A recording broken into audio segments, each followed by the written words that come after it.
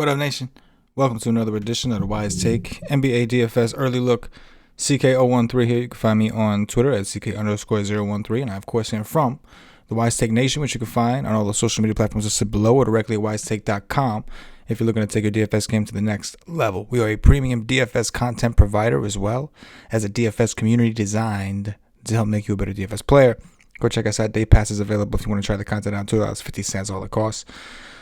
That being said, if you're new to the channel, welcome. Please subscribe and hit the notifications bell.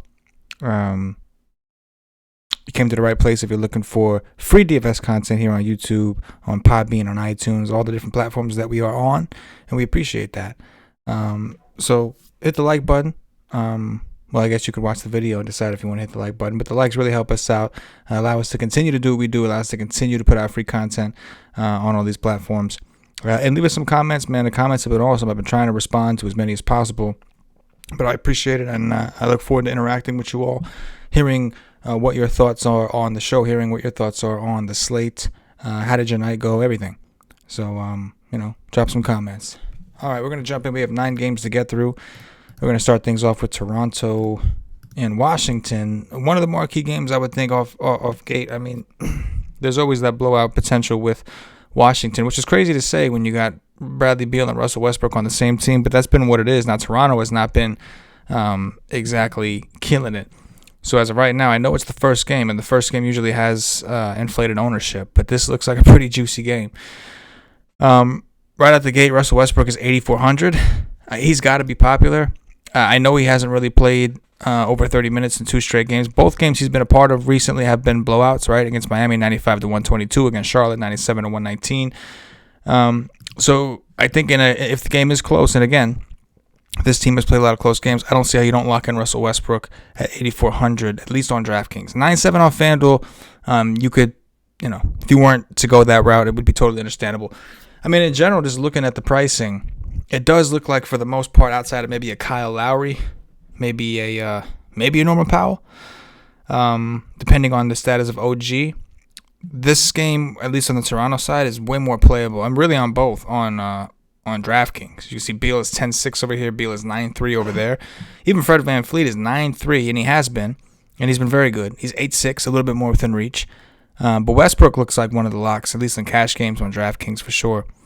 I don't mind Kyle Lowry on either site, but in general, even though the pricing of a lot of these players seem tough and maybe tough to reach, it looks like a pretty damn good game. Alex ended up playing 21 minutes against Chicago after playing 8 against Charlotte, despite starting. If he starts again, I'd be willing to come back here to see if we can take advantage against Toronto. We know he's a high point per minute average type player, though the price has increased a little bit. Davis Bertans started, played 38 minutes against Chicago. That was nice to see. Still didn't get there, right? Still not shooting that great from 3. 4 for 11, but we know the upside is there. This is definitely a game stackable game. We'll check the status of OG. If OG is back, that's going to hurt Powell. It's going to hurt his minutes. It may even hurt Boucher, but obviously Boucher seems directly correlated with Baines, and Boucher's on the rise.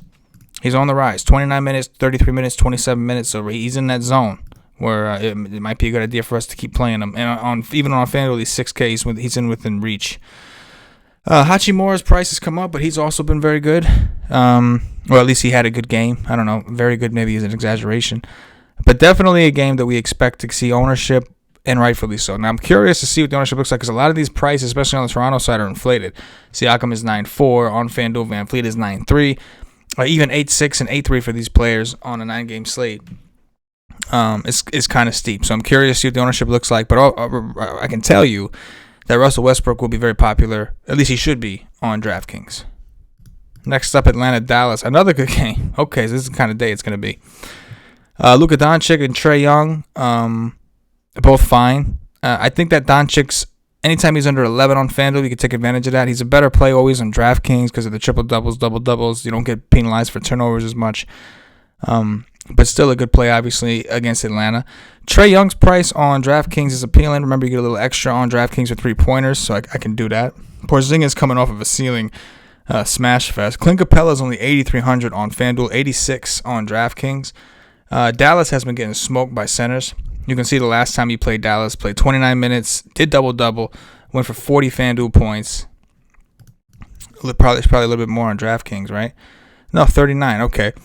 But I'm willing to go back. Like I said, Dallas has been getting dominated by centers, so I'm interested there. John Collins, certainly interesting with Hunter out. Kevin Huerter, they just don't really want to raise his price much on FanDuel. He's still sitting here at 5K, and he's playing big minutes right now. 39, 38, 33, 36. So on FanDuel, he's going to once again, I think, carry some ownership, and rightfully so. Looks like Rajon Rondo is out, which we'll call a plus for big man. I don't think it's too much of a plus for Trey, but we'll call it that. I'm curious as to why they're not playing Gallo. Oh, Gallo did get 25 minutes. That was good to see. Gallo did get 25 minutes against Toronto. I'd be willing at 25 minutes at 4-5 on DraftKings. I'd be willing to buy in a little bit of that. What is he on? Gallo is 3,800 on FanDuel. Listen, there's no guarantee he's going to get another 25 minutes. But if I thought he was getting 25, I'd definitely be willing to play Gallo. On both sides, but especially on FanDuel at 3,800. But you have to also look at the slate. We're going game by game. We have to look at the slate as a whole and see what the sacrifice is upside-wise on playing him. Because, the ceiling seems to be capped unless we think he's getting 30 minutes, which doesn't seem to be in that realm. But another really good fantasy game. Next, we'll do Indiana-Brooklyn. Back-to-back for Brooklyn. We'll see if anybody sits. Kevin Durant, we expect to be out with his protocol shit. I don't think anybody really knows when he's coming back. Okay, until Friday. He can't come back till Friday, so that is what it is.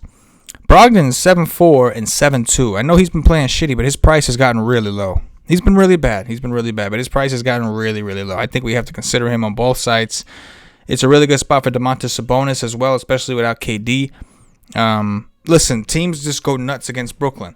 So we'll see how competitive Brooklyn is if they sit anyone. But if Kyrie and Harden are playing, that's good enough for me to at least load up on some of these underpriced Pacer guys like Brogdon, like Sabonis on DraftKings. I'll play him on FanDuel too, but he's underpriced on DraftKings. Not really underpriced on FanDuel. He's 9.3, which is kind of where he always is. Jeremy Lamb also, I don't mind. What's his price on DraftKings? He's 5-4 over there. Coming off a bad game against Utah, but you can see like against New Orleans with the kind of upside he actually has. Tournament play only, of course. Joe Harris is okay on FanDuel where he's cheap. What else do we have here? TJ McConnell, man. I don't like the price, but if you don't like Brogdon, point guards are going to do well against Nets, right? Kyrie is not a good defender, and I don't think Harden is either. But McConnell's been balling. He's been playing big minutes, only got 19 against Utah. Not exactly sure why. We'll have to investigate that. Maybe we'll have more information here. McConnell's 5-3. I mean, look at these prices. He's earned it. No, it was a close game. Not really sure why he didn't get it. But we can consider him in tournaments. Again, I prefer Brogdon at this point. I think the price on Brogdon's too low, but we can't consider him. If you don't think Brogdon's going to do well, you get the feeling that one of these guys are going to do well. For sure. All right, moving over, we've got Charlotte and Memphis. LaMelo Ball coming off an awesome performance. This is another good spot. Ja Morant's been diced up by guards. 43 on FanDuel. So 43 on FanDuel was okay. It wasn't that great. What was his price that day? Like 7-8? Let me just confirm what his FanDuel price was. I think he was like 7-8 or something like that. No, they're not going to show me? All right. Well, on DraftKings, he was 8-3. And because of the three-pointers and the double-double bonus, he went for 50. So that's the difference of the two sites. That kind of stuff, if he's getting double-doubles and taking threes, that's going to benefit more on DraftKings, right? Either way, he's in play for tournaments, but at that price, it's tournaments only, in my opinion. I think that Gordon Hayward is more of a cash game play on FanDuel at 7,500, playing big minutes. Did not do well against Houston. Before that, he had a pretty good stretch of high-floor games. So I'm interested in that. Jonas Valanciunas started and balled out. Looks like he's back to him in a revenge spot. Went for 58 against his old team. 20 boards against Toronto. 20 boards. And that's the reason that I was saying if Len is starting, I'll take some of Len because bigs just seem to have some success against them. Ja Morant is 7-3 and 7-1. I could buy in on that price as well. 36 minutes for Ja against Toronto. That was good to see. Still didn't show that massive upside that he was showing before his injury, right? Remember the first game of the season against San Antonio went for 67 fantasy points. But definitely price-wise, I think we're getting a decent deal on both sites. Worth noting, Brandon Clark is out. We'll explore that in a second. Terry Rozier has been also playing well, enjoying Devontae Graham being out. Against Houston, also didn't fare that well, but you can see against Washington, against Utah, he did fine. In play, I think there's anything too crazy. We'll have to see how he compares to the rest of the slate, but I think in play. PJ Washington is 5.8 on FanDuel and 5.3 on DraftKings. Those prices are coming down. I know he hasn't exactly shown a ton of upside since his injury, but you can see before his injury, he was putting up numbers that would be fine, or at least close to fine at some of these prices. So I think we can be a little interested, at least, in PJ on both sites. Kyle Anderson's been playing well. Tournaments all day. Dylan Brooks was 4,500. We took full advantage of that. We talked about him on the pre-lock Y stream. 22 points, 36 minutes. Everything looked good. So if he's playing well, I think he gets the minutes. If he's not playing well, his minutes have been a little bit down. But we also got to keep in mind that D'Anthony Melton has been out. We'll check the status of him right now. And he is out once again. So I do think that we can once again consider Dylan Brooks, who is 5.2 on FanDuel. How much is he over here? 5.5 on DraftKings. So it's okay. I like the FanDuel price better, obviously. And then, of course, you've got Cody Zeller, who's been playing really well this season. They've finally given him minutes that we really haven't seen teams give him, right? Particularly even Charlotte. They really haven't given him a ton. Smashed against Washington with only 19 minutes. Didn't do so well against Houston or going up against Boogie. But he's been trending in the right direction generally. So I'm okay with it. Tillman's the one that's kind of been, with Jonas Valanciunas out, he's kind of like not looking so hot, right? Like his minutes went down, but more importantly, his production, it just looks kind of lost out there. So I'm not that interested in him. Malik the Freak, value play, did well against Houston. He's going to do well in those blowout scenarios. Occasionally he'll do well with limited minutes. But just a tournament play all around. That's it. GPP only. And I prefer him on FanDuel. 5K on DraftKings seems a little much to me. Clippers, Minnesota. If this game can stay close, it's another one that has potential, right? But it's a big if. The Timberwolves have not been good this year whatsoever. So doubtful. Karl-Anthony Towns is doubtful for this game, which is just a huge blow for them. Huge blow for Minnesota. Kawhi Leonard is cash game playable, I think, even at these high prices because we know Paul George is out. No defense here to stop Kawhi. Kawhi should be able to do whatever the hell he wants to do. And that would be the case even if Cat was playing. So I'm good with Kawhi Leonard. Malik Beasley's price has come up at 7.4. He's earned it with that last game, but that's tough. That was against Dallas, a significantly worse defensive team. We'll check the status on D'Angelo Russell, who's currently listed as a game-time decision with a leg injury. At 7.2, I could get down. If I was playing Kawhi, I would want to bring something back in tournaments at least, and I think that he would be the one from a price perspective that I would feel the most comfortable with at this point. 6.8 on, before I pay 7K on DraftKings or 7.4 on FanDuel, I think I'd rather pay 7.2 on FanDuel or 6.8 on FanDuel or on DraftKings for D'Angelo Russell. Anthony Edwards has been starting. Right? His usage looked good the entire year, and he's kind of putting it together now that he's getting minutes. But he is a little scoring dependent for the most part. He'll get some assists, some rebounds, but you really need him to score. And he hasn't been as consistent all the time, but he's been pretty damn good lately. Again, a different defensive matchup this time around. Something to consider. Sweet Lou. What did Sweet Lou do in that last game with Paul George, with him being out? What is Sweet Lou up to? 29 minutes against Sacramento. That's fucking huge. We've been waiting to see that. Excuse my language. We've been waiting to see that from Sweet Lou. So the question is, how do we know he's going to get this again? And I don't know that we do. But I know he's been playing really well lately. 22 and 22 minutes, 2 straight games, and still put up decent fantasy numbers, double-digit actual points. And in 29 minutes, he balled out. So I think we could put Lou in the bag. The only main problem with Lou in blowouts, too, is that he's not playing in a blowout, and he's coming off the bench. So he really gets his minutes cut in blowouts. But certainly someone to consider in GPPs. I think Serge Ibaka as well. Ibaka is 5.4 on DraftKings. Sucks that he's center only.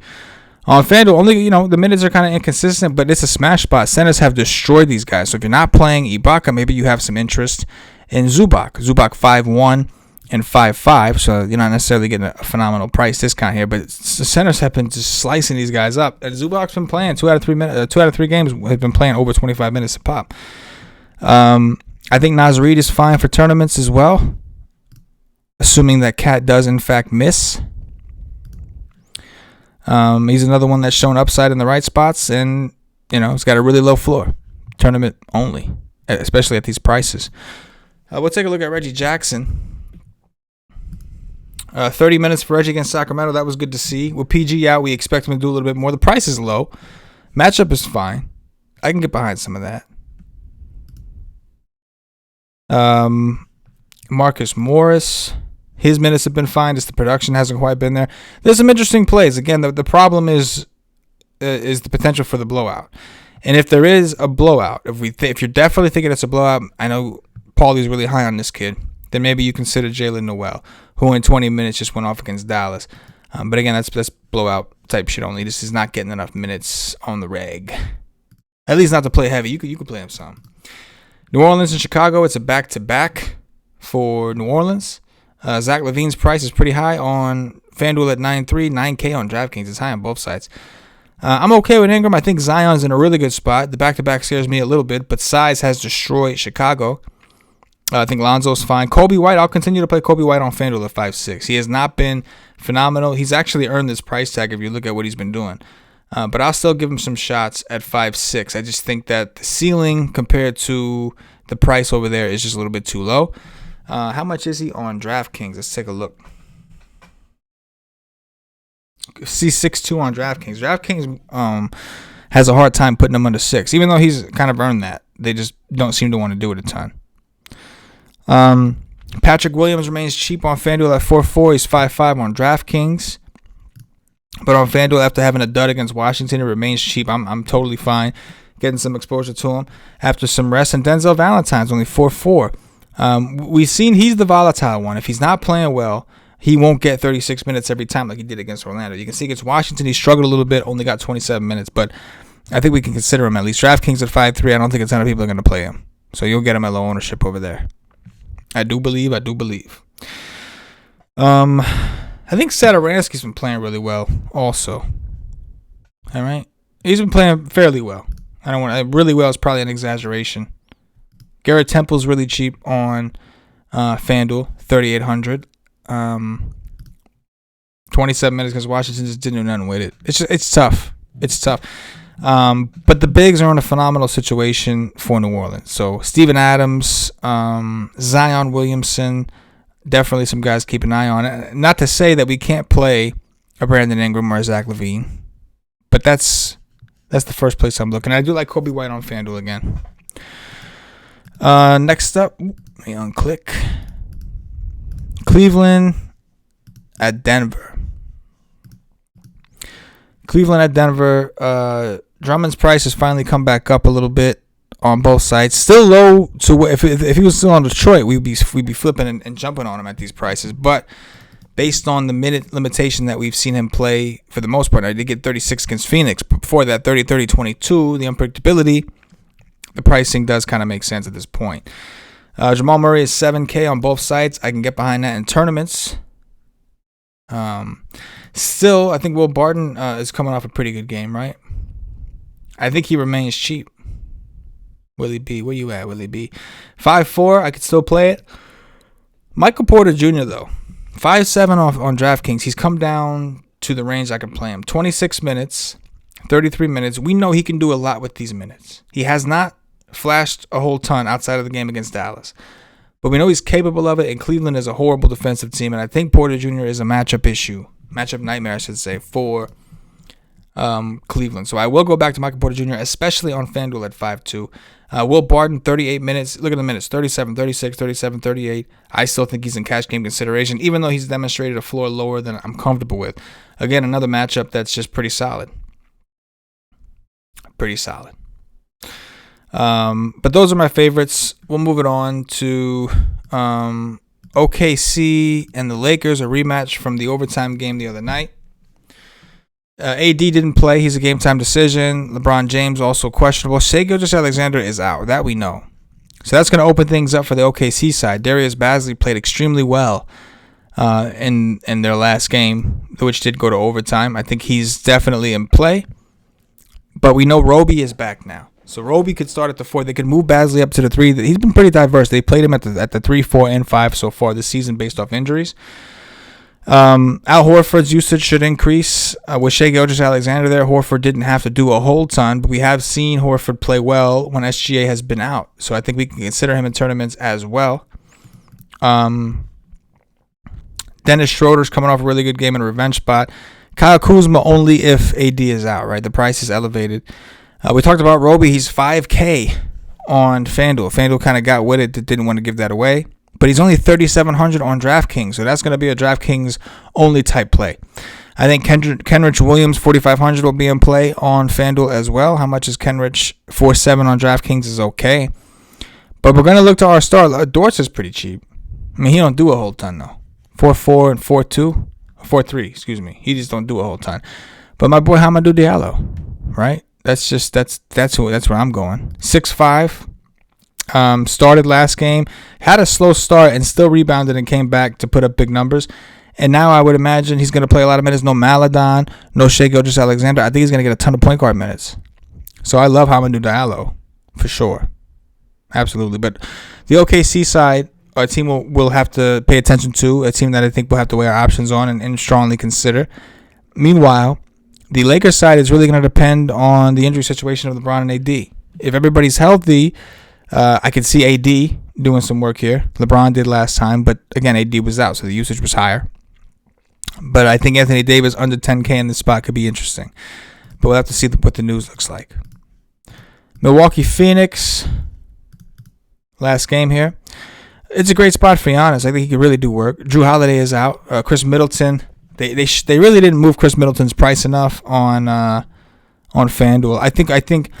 Listen, in the past, we knew when Bledsoe was out, we would play Middleton and Giannis, right? Well, that came true with Drew Holiday out against Denver. Middleton went nuts, put up massive numbers, and unfortunately, it does give me the impression that maybe one guy does it and one guy doesn't.